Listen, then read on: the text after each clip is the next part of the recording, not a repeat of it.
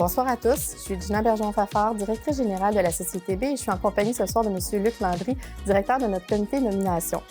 Nous sommes ici dans l'espace Art et Culture de Sainte-Thérèse pour une raison bien spéciale. Nous allons surprendre les personnalités en lice pour le prix Michel Bohec. Ce prix prestigieux reconnaît l'apport d'un individu et son impact dans la région, au niveau du développement, au niveau de son implication sociale, au niveau de son leadership et au niveau du rayonnement.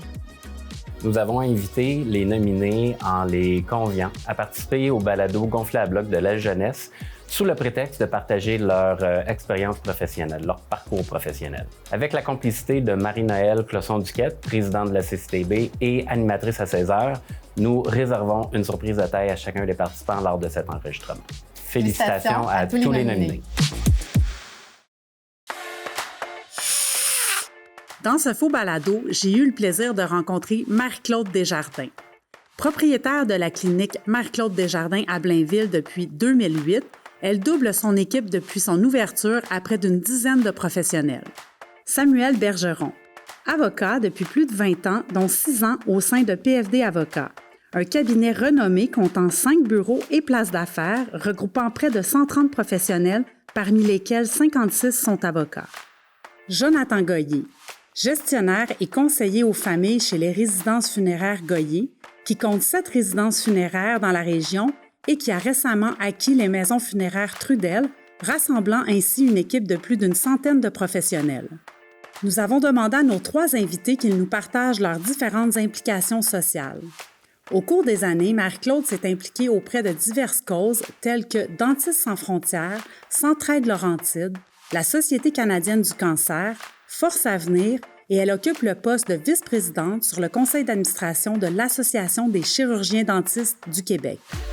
C'est des fonctions que j'aime beaucoup. Encore une fois, ça me permet d'utiliser mes compétences que j'ai en moi, que je veux utiliser, j'utilise là. Je rencontre des dentistes de d'autres régions.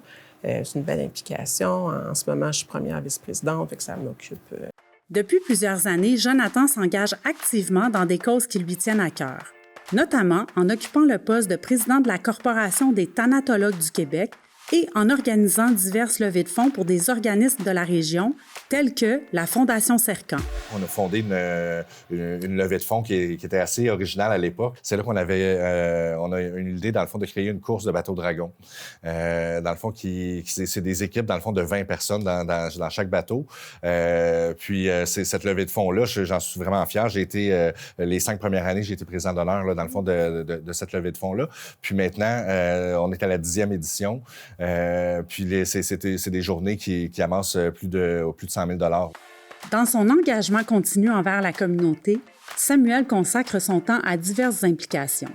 Il est président du conseil d'administration du Collège Lionel Groulx, ambassadeur pour le club de hockey junior l'Armada de Blainville-Boisbriand et a été entraîneur de l'équipe Atome A du Centurion de Boisbriand-Sainte-Thérèse, tout en étant activement impliqué au sein de la CCITB.